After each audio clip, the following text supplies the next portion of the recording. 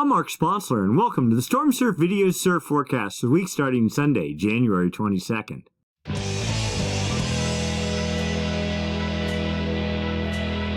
Stormsurf, waves, weather, buoys, altimetry, snow, temperatures, El Nino, weather analysis, essential data for outdoor people, all the time, no hype.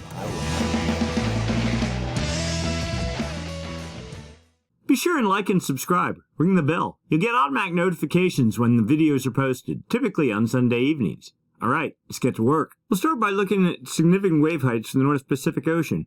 We see remnants of what was storm number 3, which produced large swell currently hitting Hawaii, starting to fade up in the northwestern Gulf of Alaska, with seas still in the 37-foot range, and the beginnings of a new gale pushing off Japan, bound for the dateline and pushing south towards the Hawaiian Islands, with seas in about the 33-foot range. We'll start by looking at current conditions. We're going to look at Northern California, Point Reyes buoy number 029.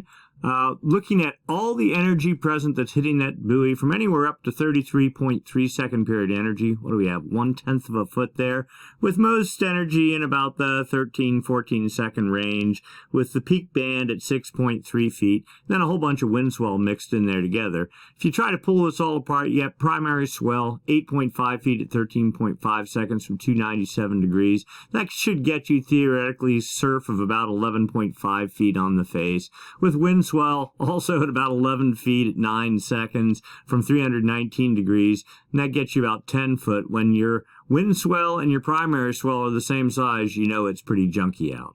We do the same thing at buoy 4653, the East Santa Barbara buoy. You see a little bump of energy here out about 14-15 seconds and a bunch of wind swell too. All that combined provides primary swell 2.4 feet at 15.1 seconds from 264 degrees. Of course, a bit of wrapping coming around Point Conception, or surf at about 3.5 feet, something like that. I'll go down and look at the south end of Southern California, Point Loma buoy number 191. Again, that bump of energy out around anywhere from 15 to 16 seconds, and a bunch of wind swell mixed in. That comes out to 2.8 feet at 15.7 seconds from 277 degrees. Again, a bit of warping from the Channel Islands. Primary surf size about 4.4 feet on the face. But the real jewel of the day is the Waimea Bay buoy number 106. You can see a massive pile of energy from anywhere at 33 seconds, peaking somewhere around 18 to 20 seconds, 8.5 feet at the 20-second band, 8.7 feet at the 18-second energy, and then all the way down, some wind swell mixed in. Put this all together, primary swell 15.2 feet at 18.7 seconds of 314 degrees. Theoretically, surf 28.4 foot Hawaiian. That would be 50 feet. I don't know if it was quite that big, but definitely there were large waves today. They held the eddy. Surf was massive. 20-foot plus Hawaiian, and certainly a lot of consistent surf too, not a lot of waiting around. So a good day to have the contest. And you can see the swell energy, or the calculated surf size, just jump up as we get into the early morning hours in Hawaii. And by about, 10 o'clock, 11 o'clock, you can see large size with spikes, theoretically 33-foot surf. That would be Hawaiian. Don't know if that was really the case, but certainly 20-foot Hawaiian. So impressive swell hitting the Hawaiian Islands and bound for the U.S. West Coast. All right, so let's go take a look and see what's going on in the upper atmosphere. These are jet stream level winds. These winds up about 30,000 feet help support the formation of gales, and when those gales form, help direct their track. We're looking for a trough, a dip in the jet. We see a little bit there. What's really impressive, though, is the jet fully consolidated from Japan right here, Aleutian Islands up here, U.S. mainland, Hawaiian Islands right there. So fully consolidated, running on about the 33 north latitude line to a point north of Hawaii. Then the jet splits. Between the split jet, you typically get high pressure, and California is in fact drying out with a lighter wind pattern, if not offshore, and things settling down nicely. But this suggests that most of the focus for storm development would be in this area. So we have a trough here, likely supportive of gale development. Those dips help create a counterclockwise flow aloft and down at the ocean surface. That's the hallmark of low pressure, and low pressure, of course, if it's strong enough, generates winds. Winds, if they're strong enough, get traction on the ocean surface and generate seas. Seas, as they radiate away from the fetch area, eventually turn into swell, and swell, when it hits your beach, turns into surf. So we have the beginnings of a trough developing on the date line. That's supposed to continue as we get into Monday and Tuesday, the 24th of January. If anything, the trough getting a little bit deeper and steeper. Also notice winds building to 200 knots, pushing off Japan. The trough gets too steep and pretty much gets pinched off as we get into Wednesday, the 25th of January. But a new trough starts developing off the Kuril Islands of Japan, supportive of gale development. Notice the massive split here. Solid high pressure and control over the U.S. West Coast. Pretty much the same thing as we get into Thursday. The trough that was pinched off north of Hawaii, completely gone. High pressure and control. If anything, the split point starts retrograding even more, losing some energy from the jet till we get into Friday. Another pulse of energy with 170 knot winds, maybe 180. There we go, 190 knots, briefly pushing off Japan, supportive of some gale development in that area. So we get into Saturday, and now we're out Sunday, a week out. Again, same sort of pattern, but the split point even a little bit further back, almost to the date line now, and a fragmented mess east of there. And then that's our week out forecast. Looking at surface level pressure and surface level winds, well, not unexpectedly, high pressure right here, 1032 millibar high pressure system right off the Pacific Northwest, generating north winds along the California coast. But we see one low pressure system in the northwestern Gulf of Alaska, the remnants of storm number 3, and the new system with 50 knot winds falling southeast towards the date line. As we get into Monday, that low continues to fall southeast, but not particularly strong, fading out as we get into late Monday, early Tuesday, the 24th of January. But then we know another trough is building here. Winds start developing. This one pretty broad indeed, with 35, 40 patches of 45 knot winds. Now all this fetch up here, 45 knot wind is pushing into Kamchatka, not capable of generating swell for our forecast area. But as we get into Wednesday, the 25th of January, 45 to 50 knot winds start pushing off Japan.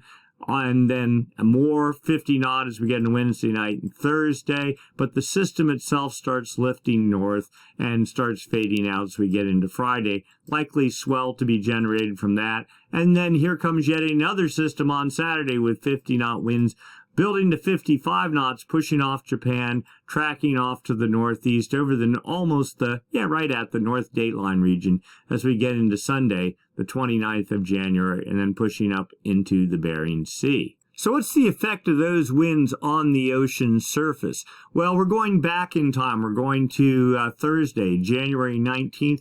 A gale, this was storm number 3, started building, getting solid on Friday, the 20th of January. Hawaii right there, the gale right there, with seas quickly building to 41 feet on Friday night, the 21st of January, and then stronger as we got into Saturday, a day ago, with 46-foot seas aimed mostly off to the east, a little bit at the southeast at Hawaii. And Hawaii, as we know, got very large swell. In fact, 18Z on Saturday, seas again 45 feet, and then they started fading Saturday evening from 40.1 feet. These are the highest seas in this whole domain, but probably, we'll say effectively 39 feet, aimed well off to the east. And then here we are on Sunday with the gale fading as it pushes up into the northern Gulf. We got one good Jason 3 satellite pass over the core of the storm on the 18Z on Friday. That's about 10 a.m. Let's see if we can pull that away. Now notice the purples here, and I'll pull this away again, but it's all gray inside that area on the satellite pass. Those are 40-foot seas or higher. And we actually go here, the average maximum measurement, that's 15 different slices, contiguous slices over here, averaged out at 44.7 feet, though the model says seas were 30, 32, 34, 36, maybe 37 feet. It was actually 44 feet, and with one reading at 48.9 feet, nearly 50 feet. So the storm outperformed, at least early in its life, what the model suggested. We didn't get any other satellite passes later in the storm's life, but seas were reported, modeled at 46 feet. So the expectation is we had probably 36 hours of 45-foot or greater seas aimed either at the Hawaiian Islands or at the U.S. West Coast. So no surprise, large swell was present at Hawaii today. So looking forward, what's the effect of the forecast winds on the ocean surface? Well, we know there's another little gale here developing well off Japan, almost to the date line. So we get into Monday morning, seas 38 feet over one little tiny area, but generally about 34, 35 feet. Falling southeast, you can see the swell front starting to develop as we get into Tuesday, the 24th of January, and the 25th. That swell starts to hit the Hawaiian Islands, while yet another broad system builds off Japan with 38, maybe 39. There we go. 43-foot seas is actually an upgrade from this morning's run of the models. Then that fading out, lifting off to the northeast as we get into later on Friday. But again, swell from that bound for the Hawaiian Islands and the U.S. West Coast. But look at how far away this thing is. It's literally right off of northern Japan, the Kuril Islands. So probably, 3,500 nautical miles, something like that. So don't expect a whole lot, or certainly expect long waits when the swell does arrive along the U.S. West Coast, and even for the Hawaiian Islands. Not local enough to be a super strong swell producer. Still, good long period sets when they do arrive, assuming this thing forms as forecast. And then another system is forecast a week from now on Sunday the 29th off the Kuril Islands, a little area of 38-foot seas lifting off to the northeast over the North Dateline region and then pushing up into the Bering Sea. What is the wind forecast? Well, we're going to look at the mainland and the Hawaiian Islands. Today, trades for the Hawaiian Islands, that's what it was. And pretty much a ripped up wind mess, 25 knots off the north and central California coast. As we get into Monday, that fetch continues off the coast. I mean, near shore, winds could be a little bit lighter, especially, look at this, as you get later in the morning and the afternoon.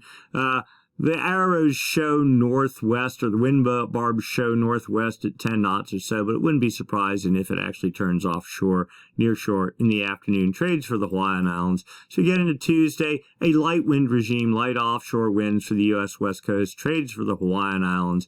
Wednesday, pretty much the same deal other than maybe Cape Mendocino. And notice a bit of some sort of a front or something here. Still trades for the Hawaiian Islands, but then starting to build out of the northeast. So things were getting pretty torn up as we get into Wednesday on the Hawaiian Islands. But everywhere other than Cape Mendocino, California to have a nice light wind regime. So we get into Thursday, light offshores continue for California. That northeast flow continues for the Hawaiian Islands. If anything, building, front pushing down 20 knots over the Hawaiian Islands. So we get into Friday, more of the same, maybe a little bit of an east-northeast flow for the Hawaiian Islands, light winds for the U.S. West Coast. So we get into Saturday, winds start turning a little bit more northwesterly, though generally pretty light for north and central California. That northeast not good wind flow continues for Hawaii. And then finally on Sunday, trades return to the Hawaiian Islands while a northwest flow sets up for California.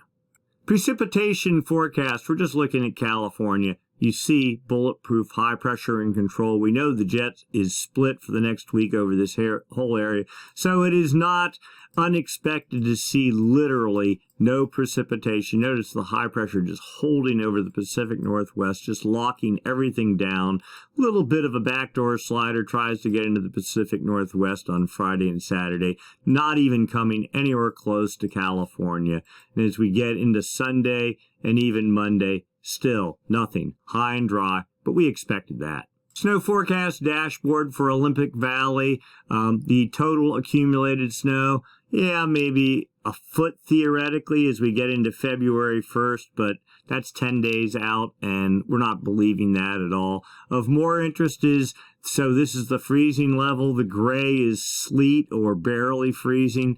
The white is where the freeze line is for sure. The blue is a hard freeze. You see temperatures pretty cold today, the 22nd, but then as we get into the 23rd, that'd be Monday morning, the freeze level going up to 12,500 feet. This is the top of Olympic Valley. This is the base of Olympic Valley, so it's about 9,000 feet. The freezing level staying above the base through the whole way till the 28th, so that's the next 5 days or 4 days at least, and then slowly starting to work its way down. Theoretically, with that precipitation somewhere in this region, one would sort of guess some sort of maybe a backdoor front is going to push through, but again, we don't believe it. All right, let's go look long-term. What's going on with the Madden Julian Oscillation and the El Nino Southern Oscillation, the two main weather oscillations that affect weather in the Pacific Ocean, for that matter, globally.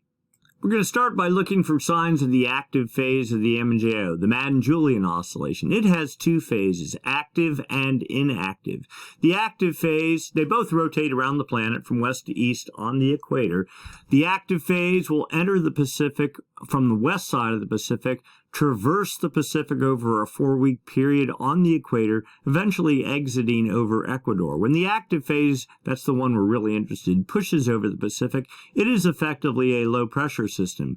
As it moves from west to east, it suppresses trade winds on the equator. It also is a low-pressure system, sucking warm air high up in the atmosphere. That, in turn, helps feed energy to the jet stream. So the active phase, one, feeds energy to the jet stream and therefore helps support storm production in the 3 to 4 week window when it crosses the Pacific. And two, when it's in the far west Pacific, because it reverses or at least dampens trade winds, that can allow warm water that's normally pulled up in the far west Pacific, driven by trade winds, allows it to slosh off to the east in what's known as a Kelvin wave, a ball of warm water that will start pushing from west to east in the far west Pacific, then fall down under the equator along the thermocline line, making it its way the whole way across the Pacific, and it too can take about 3 months to traverse the Pacific. Eventually, it will erupt near Ecuador and the Galapagos Islands,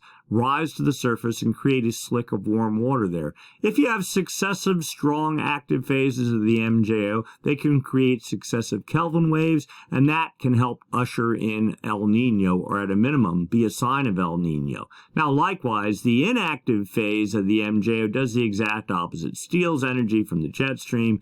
It helps increase trade winds, and if you have a preponderance of inactive phases of the MJO, they in turn then can help usher in La Nina. We currently are in La Nina right now. We just looked at the jet stream models. We saw that the jet stream is splitting. That is, energy is not as strong in it as it was 2 weeks ago, 3-4 weeks ago, when the jet was just like a bulldozer plowing right across the Pacific, right into California. So that would indicate perhaps that we're in the inactive phase of the MJO. But what we're also going to look at here is winds, data from the TAO buoy array, a series of buoys strung across the equator. That's the equator right there. That's the East Pacific here. That's the West Pacific there. That's New Guinea. That is the dateline right there. The buoys, they're located here along the equator. They have wind sensors on them. The arrows are the 5-day average winds reported by those sensors. You just look at the length of the arrow. Strong easterly winds over the East Pacific, trades, pretty strong easterly winds again over the Central Pacific, and in the Kelvin wave generation area, this area in the West Pacific, from the far West Pacific to about 170 west, just a little bit past the dateline, 5 degrees north and south of the equator. When the active phase of the MJO here is strong enough, these trades get reduced, and that's what can create Kelvin waves that we just talked about. Anyway, these are the average wind speeds, but then there's another component of this thing. It's what time of year is it? Some points in the year, trades typically are stronger than normal. Other times they're not as strong, and you got to overlay the MJO and what it's doing to that normal seasonal winds to see if winds are stronger than normal or weaker than normal for this time of year. Yeah, wind's pretty strong out of the east and the East Pacific, but looking at the arrows, that's pretty much normal. In fact, they're dead normal. Looking at the Central Pacific, yeah, winds are a little bit stronger out of the east, but not horribly so. Same thing in the Kelvin wave generation area. But none of this looks or smells at all like the active phase of the MJO. Let's go further. 850 millibars zonal wind anomalies for the past 5 days, from January 16th onward. South America here, Central America here, Hawaii, somewhere up in there. 0, the equator right there, dateline right there. New Guinea there, Australia, Philippines. So the Kelvin wave generation area, this is what we're really interested in. This is where all the magic happens. This is where energy gets imparted to the jet stream, and also where Kelvin waves are produced. So you can look at the arrows, or better yet, just look at the colors. Blues are easterly anomalies. The oranges and reds, westerly anomalies. We're only interested in this box right here. And we see mainly blues, easterly anomalies, a little bit of westerly anomalies, but they're too far north. They're up at like 10 north. We go to the 17th of January, the blue gets stronger, stronger, stronger, and stronger, suggesting, and notice westerly anomalies more over here in the West Pacific, suggesting the inactive phase of the MJO building over the West Pacific, probably the active phase of the MJO exiting the East Pacific, bound for the Atlantic. So here's the forecast from the GFS model for the next 7 days down here. How do you read this chart? Well, this is the east and west anomalies, wind anomalies over the entire planet. We don't care about anywhere but in the Kelvin wave generation area, really. So this is the date line right here. We're going back in time. You can go back to December 23rd, the whole way through mid-January. The reds are westerly anomalies. The blues are easterly anomalies. Assuming this is the inactive phase of the MJO, but when you see it strung over this long a time span for a whole month, that's probably more than likely La Nina, and we know that to be true. But notice westerly anomalies, well, let's see, the far West Pacific starts, it's actually about 125 east. You see somewhere here in late December, westerly anomalies encroached on the entire West Pacific to almost the date line at one point, and that synced up exactly with all that rain we got in California. That synced up exactly with when the jet stream woke up and just roared across the Pacific. That was all driven by the active phase of the MJO. So that's why we're so dialed in and so conscious of looking for signs of the active phase of the MJO. Now, here we are today, Kelvin wave generation area, generally in that box right there. Strong easterly anomalies building, and forecast, well, they're still filling westerly anomalies are still filling a little bit of the Kelvin wave generation area. But as we get to January 27th, basically easterly anomalies can control the entire Kelvin wave generation area. These westerly anomalies are over the maritime continent, almost the Indian Ocean. So this looks like the inactive phase of the MJO getting ready to take control. Let's look out 2 weeks, all right? We're looking at outgoing long-wave radiation. So remember, I said the active phase of the MJO is like a low-pressure system. Well, a low-pressure system lifts air up into the atmosphere. That creates clouds. So if you have a model that's just looking at the amount of cloudiness as compared to normal, then you can get a sense of where the active and inactive phase of the MJO is. So South America's here, Central America here, Hawaii there, New Guinea right there, Australia. What's this red? The red is more sunlight reflecting off the ocean surface. One could say, well, to have more sunlight reflecting, you can't have any clouds. So that must be high pressure. So yes, that would be the inactive phase of the MJO. So today, inactive phase of the MJO over the Kelvin wave generation area. The active phase, the blues, negative anomalies, more cloud cover over the Indian Ocean. And for the next week, for the next 15 days, according to the statistic model, the inactive phase of the MJO pretty much in control, maybe easing off to the east a little bit, but still filling a good portion of the Kelvin wave generation area right here. But notice the active phase of the MJO theoretically pushing into the far West Pacific 2 weeks from now. The dynamic model, not nearly as generous, suggesting the inactive phase strong, locked in control for the next 2 weeks. Probably this is closer to the truth than this one is. Phase diagrams, the same two models, statistic here, dynamic here, only this shows the exact details of where the active phase of the MJO is. The MJO, active and inactive phase, move from west to east, from the Indian Ocean to the maritime continent, over the West Pacific to the East Pacific, under the United States, across the Atlantic, over Africa, back to the Indian Ocean. You can see past tracks of the MJO, and the current MJO, January 21st, right here in the Indian Ocean. This is the active phase. The further that dot, that heavy dot there is away from the circle, the stronger it is. So we'll say a modest active phase of the MJO in the Indian Ocean, and forecast per 3 different tracks to be somewhere over the maritime continent, anywhere from almost non-existent to moderately strong. The dynamic model suggests the active phase moving, about not quite as far, almost to the maritime continent and weak. So still, we need it up in here somewhere. So if the active phase is here, the inactive phase is more or less on the other side of the planet, suggesting, yep, inactive phase over the West Pacific by both models. So next we go to the CFS model going out 1 month.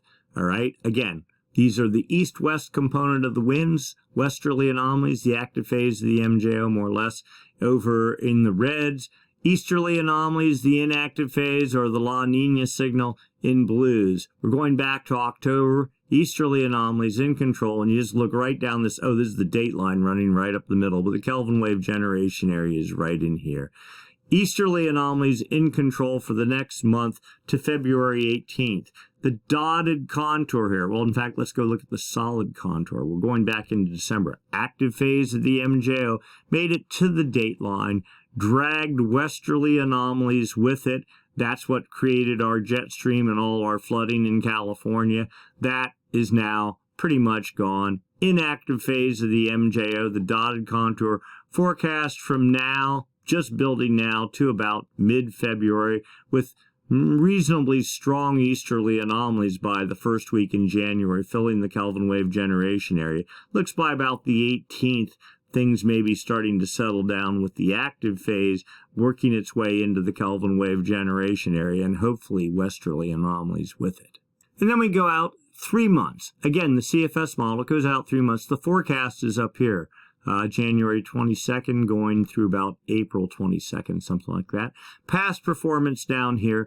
East-west component of the wind, the blues, easterly anomalies, the La Nina signal, the inactive phase of the MJO. The reds and yellows, westerly anomalies, the active phase of the MJO or the El Nino signal. Dateline running right up the middle here. Kelvin wave generation area from about 125 east. So the area right up here through here. And what's real noticeable is you see easterly anomalies in control until about February 18th or 20th or something like that. Then westerly anomalies start building and filling the entire Kelvin wave generation area, if not most of the Pacific, as we get into March and April. All right, so that one would assume the active phase of the MJO is somewhere around here and the inactive phase somewhere here. Let's overlay the MJO and see what we got. All right, so there's our past active phase of the MJO, making it to about halfway through the Kelvin wave generation area. Easterly anomalies, now forecast stronger than what previous runs of the model had suggested a couple of weeks ago, but still, inactive phase of the MJO driving that, not even that strong of an inactive phase. Forecast holding till about February 18th, but notice the active phase of the MJO squeaking in, providing westerly anomalies, and then pushing the whole way across the Pacific. And from then on, easterly anomalies are out of the picture. Now, today's model run is not as optimistic as every other model run for the past 2 weeks. So this is the most negative run we've seen. Suspect that by tomorrow or the day after, things will probably shift back a little bit to what they were. Now we're going to overlay the low pass filter. This shows the propensity for high pressure or low pressure. Dotted contour, high pressure. Okay, this is the La Nina indicator. It's been locked over the date line for 2+ years now. Forecast to hold for about another 3 weeks, something like that. January 22nd to about February 15th. So that's about 3 weeks, something like that. Then the inactive phase moves in. But this inactive phase is, or this active phase, sorry. When this active phase moves over, it's going to do more than just be a periodic, well, here's a little blast of westerly winds and we're out of here. Because you notice, westerly winds supposed to continue. Also notice the high pressure bias here starts really taking a hit. Second contour disappears somewhere in March.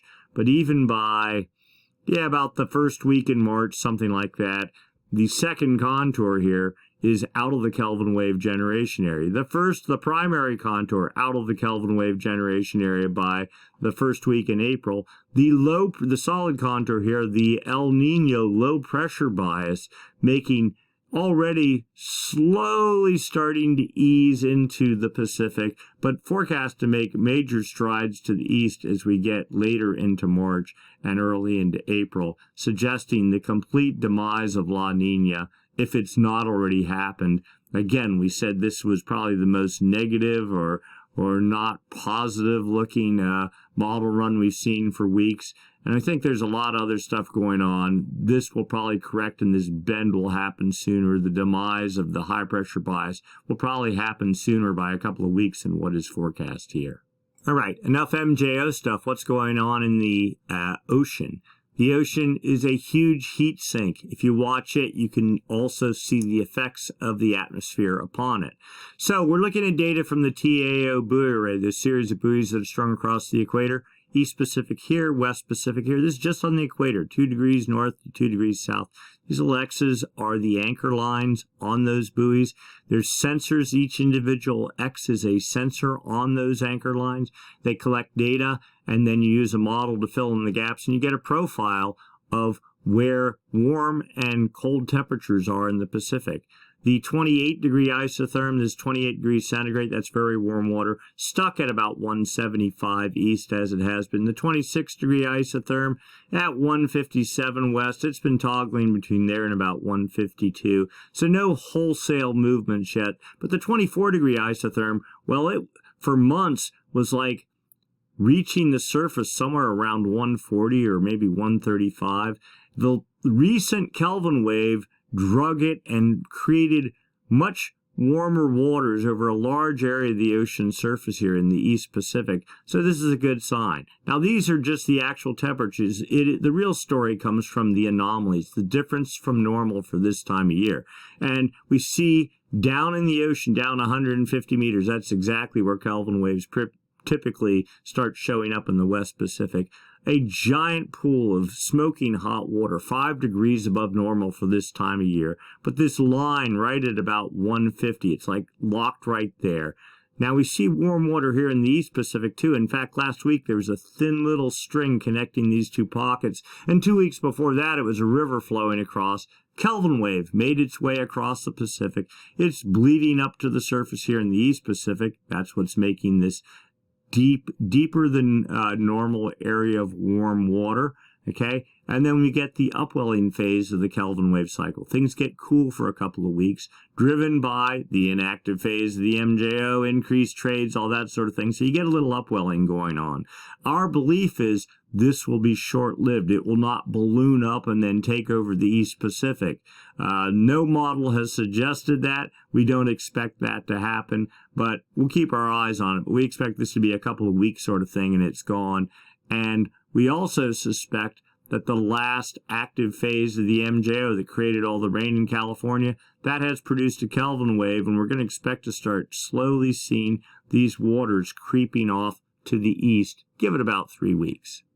Here's another model using the same data but using some other technology as well. It actually shows the leading edge of the warm pool at 140 west. It's actually, from the last update 5 days ago, crept from about 148 to about 140, suggesting maybe a Kelvin wave is already in flight. It also suggests that this cool pocket, which was down around here, is inching up to the north. What would say the northeast. It's really just pushing up into the ocean. And the last remnants of the last Kelvin wave here off the coast of Ecuador. Sea level anomaly data. This is not temperatures. This is the height of the ocean. Strip out the waves, the wind waves, the tides. Is the sphere of the ocean higher or lower than normal? If you have cold water at depth, it contracts. It'll create a divot on the ocean surface. If you have a lot of warm water at depth, well, it's expanding water. It'll create a bump on the ocean surface. So what do we have here? We have, well, South America. This would be Chile, Peru, Central America, the Galapagos right there, the equator right there, dateline right there, New Guinea right there. Positive anomalies, 20, 25, 30, 35. All this suggests massive amounts of warm water balled up here on the equator, just waiting for the trades to slacken off so it can rush off to the east. We also see, well, a little pocket of negative anomalies, 5 centimeters below normal. So that suggests just very weak, cool water somewhere down in the ocean. But we also see positive anomalies all around Ecuador, the Galapagos, north and south. That's part of the Kelvin wave that's erupting in this area already. We're just waiting. We have the inactive phase of the MJO, and so trades are blowing pretty good right here. So it would be no surprise to see a little bit of cooling developing, but we're hoping not too much. And finally, upper ocean heat anomalies, West Pacific here, East Pacific here. This is the upper 300 meters of the ocean surface. This is going back in time. February last year, warm temperatures in the east, but cold, in the west, cold in the east. We did have a Kelvin wave make it across, but then we got another exaggerated response. If you have a Kelvin wave driven by the active phase of the MJO, this is called a downwelling Kelvin wave. Then you get the upwelling response to that, but it's a bit exaggerated. We got another Kelvin wave in the May-June timeframe, and then a massive negative response to that with lots of cool water. This is the classic La Nina kind of cycle. So here we are now. Well, we just had our super weak Kelvin wave make it across the Pacific. We're getting our little bit of warming or cooling happening subsurface south of California, about 125 west. But notice it's already starting to retract in the west and starting to move off to the east, suggesting this is going to be short-lived. Also notice warm water pushing off to the east, suggesting that last little bit of westerly anomalies here in the December, we'll say December, early January time frame has set warm water in motion. Now that's under the ocean surface. We're going to look at the surface of the ocean, sea surface temperature anomalies, the difference in temperature for what's normal for this time of year.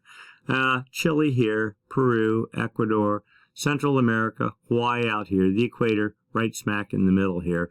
The blues, cooler than normal temperatures, so we see a pocket of, we'll say, reasonably colder than normal temperatures from about 140 west, maybe even 145. Yeah, there's a couple little pockets there. But this is the last of the real cold La Nina signal.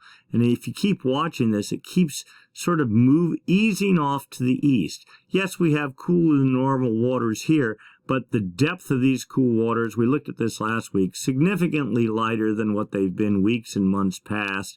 And if anything, you see warm water building off of Peru, Chile, Ecuador. Now, some of this in these little pockets here, that is energy from the Kelvin wave that is erupting in this area, but it's also just heating in this area, and we'll get into that in a minute. But basically, the last of the La Nina cool pool is right here. Now, we talk about the Nino 1.2 region right here. Now, these are areas that are monitored for sea surface temperatures, for their contribution to El Nino or La Nina. The official El Nino monitoring region, the Nino 3.4 region, starts at 120 west right there, 5 degrees north and south of the equator, out to about 170 west, so right here. Now, you notice there's just barely a little bit of warming trying to get in there. It's still cooler than normal temperatures. And the really coldest of the cold temperatures are still in the core of the official El Nino monitoring region. But everywhere around that, if you're just monitoring the Nino 3.4 region, you go, well, it's still La Nina, it's still La Nina. But clearly there's something going on in the ocean. Sea surface temperature trend. Okay, for the past 7 days, pretty easy to read. The yellows and oranges, warmer than normal temperatures. We have warming off of Chile, off of Peru, off of Ecuador, the whole way out to about 120 or maybe 125 south. The last of that cool pool that we saw is somewhere out right around here. It's not getting any warmer, but it's certainly not getting any colder either. Now, we know we're going into the inactive phase of the MJO. Wouldn't be surprised to see some of the temperatures here take a hit for a couple of weeks while the inactive phase starts feeding trades and all that sort of thing. But we'll keep our eye on this. This thing has been persistent for a month or more now, really chopping a lot of temperature out of this region of the East Pacific. So we'll see. Things are looking pretty good, though. And then the final overview, same deal. Temperature's cool, but warming here in the East Pacific. The last of the real cold La Nina temperatures right here. Their source, which would be this big subsurface pool of cool water that is here during La Nina, has all been cut off. There's one tiny little pool there. It's the upwelling phase of the Kelvin wave cycle. We don't expect to see a whole lot come from that if you look at the models that we're going to look at next. But first, sea surface temperature trend in the Nino 1.2 region, that area right up there by Peru and Ecuador on the equator. Temperatures rising. 0 is neutral. If you're above half a degree below normal, you're in neutral territory. We're at 313 thousandths of a degree below normal today, so in the neutral territory. This is not an official El Nino monitoring region. And if you're above half a degree, then you're in El Nino territory. We're not there. We're just starting in this one region to ease towards neutral territory. But the official El Nino monitoring region, the Nino 3.4 region, still cold, 1.098 degrees below normal. So still clearly in La Nina territory. We got to get above this half-degree threshold. We think this is, a lot of it is just the last of the La Nina cool water pushing off to the west. We think temperatures should be rising any day. And this one index, something funky might actually be going on. And we'll get into that in a minute when we look at some of these other indices. All right, so what is going on with the atmosphere above the ocean? We look at the Southern Oscillation Index, and all it is the difference in pressure between Darwin, Australia, roughly the Indian Ocean, and Tahiti, which is in the Central Pacific Ocean.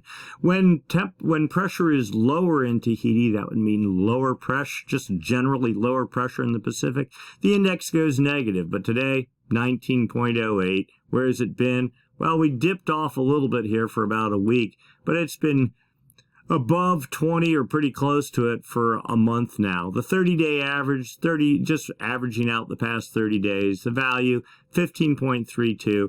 We want to see the pressure falling in Tahiti and sending the index negative, but we're not seeing that right now. 30-day average plus 15.32. It's really no different than it was a month ago. And the 90-day average, this would be the if this would be the active-inactive phase of the MJO, when the active phase of the MJO moves over the West Pacific, over Tahiti, this index starts going negative. We're not seeing any signs of that, even when we had the active phase of the MJO back here in December.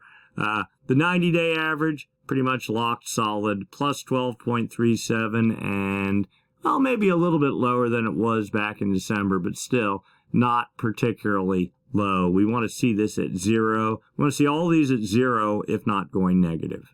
Here's the 30-day SOI graphed out so you can see what's going on. The downward pushes are the active phase of the MJO. Those are the ones we want. The upward pushes are the inactive phase. We've just gotten through a long push supposedly upward, and then here's our little downward spike. Theoretically, if we're moving into the inactive phase, this is going to keep going up. So we'll watch it and see. But again, 0 is way down here. This would be ENSO neutral if you're down here. Now, this whole SOI thing is a lagging indicator. Typically, everything else would be flashing red, and then a month or two, or since it's a 30-day average, it would probably be like 45 days later. Finally, this thing will light up. So we're not too concerned about what's going on here because everything else we're seeing suggests that this is going to start falling maybe about a month from now. So what's the forecast for temperatures in the Nino 3.4 region, the official El Nino monitoring region? This is from the CFS version 2 model, PDF corrected. Instead of looking at the raw data, we're just going right to the real thing here. So this is past temperatures, okay? -1 degree below normal, clearly La Nina territory. Somewhere in December, according to this, now remember we looked at that previous temperature chart, said temperatures hadn't changed, but this one is suggesting temperatures have been creeping up for the past month, and give it about another 2 weeks, we're going to be half a degree. Once you get half a degree below normal or above, you're in ENSO neutral territory. We're going to be moving neutral and then fully neutral as we get into March, continuing there, and slowly easing up almost into El Nino territory in October. Now, again, previous runs of this model had us up in here. Something changed in the past week or two. It's moderating a little bit, but still suggesting clearly out of La Nina territory. And then finally, the consensus model. All the different models, dynamic models, what are there, like 15 of them here, and maybe 6 or 8 statistic models, all should overlaid on top of each other, giving their prediction for water temperatures for the Nino 3.4 region. 0 is right here. You can clearly see the trend pull away here as we get into January, February, March, April. By April, just eyeballing this, one could say we're going to be dead neutral. And then as we get into June, July, August, September, somewhere, well, the El Nino threshold starts here, and most of the models are showing something in the weak to moderate El Nino category as we get into September. In fact, let's go look at the hard numbers here. Okay, so this is all the dynamic models and month by month by month, and I'm not going to read all of them because down here there's the average of the dynamic models, and you can see we're negative today, minus 0.444 degrees, but as we get into, well, let's see, the summer, let's say, almost 1 degree above normal, 0.9 of a degree. That's clearly in El Nino territory starting by about June or July, something like that. The statistic models, their average says, well, just dead neutral bordering on El Nino, so that's dragging the numbers down. The average for all the models clearly, though, go from 0.5 degree below normal month by month as we get 1-2 months from now. So what's that? March, dead neutral, and then pushing into some moderate form of El Nino category as we get into July, August, and September. And if the statistic models, which typically take a while to sort of catch up and figure out what's going on, these numbers would probably be higher. So for right now, large swell hitting the Hawaiian Islands, bound for the U.S. West Coast. Not as big as what Hawaii got, so don't get your hopes up that high. But certainly solid, long period energy for a couple days of surf. Light winds look forecast, if not offshore, so good opportunity to go surfing. Behind that, another smaller gale off Japan, and after that, another broader gale, but a far more distant gale, forecast pushing off the Kuril Islands in North Japan for more swell for the Hawaiian Islands and the U.S. West Coast. But over time, Jetstream looks like it's supposed to be splitting. Inactive phase of the MJO setting up for at least the next 2 to 3 weeks. So at some point, the storm machine will probably back off a bit, less energy being imparted to the jet due to the inactive phase of the MJO. But then come about later in mid to late February, we expect the active phase to move into the West Pacific. The Jetstream will wake up. We fully expect it to be, if not similar to, a repeat of what we had in the Christmas time frame with the jet raging across the Pacific. Typically, if you're going to get a big change in the atmosphere, it does it in the January, February time frame, like a transition from La Nina to El Nino. If it's going to be significant, that's when we'd see it. Wouldn't be surprised at all if that next active phase of the MJO in February to mid to late February is the signal of that happening. All the models you just saw are suggesting a change at a minimum to an ENSO neutral pattern, if not some sort of midline El Nino pattern as we get later into spring and the early part of summer. So things are looking really good for the 23-24 fall winter time frame. We're still in La Nina, remnants of it hanging around. The jet's doing its best. We get little bits of swell here and there. We get snow here and there where we can, but it's not a robust signal yet. But clearly it appears that something is changing in the atmosphere and we're moving in that direction, and that is really good news. All right, that's it for this week. If you enjoyed the video, give us a thumbs up, like, and subscribe. If you have any questions, and I know if you're thinking it, 10 other people are, write it down, and we try to respond to all questions, especially ones that are requesting information about educational things, weather-wise, and not just fancy comments. Anyway, thanks for watching. We'll do it again next week, and we'll see you then. Take care.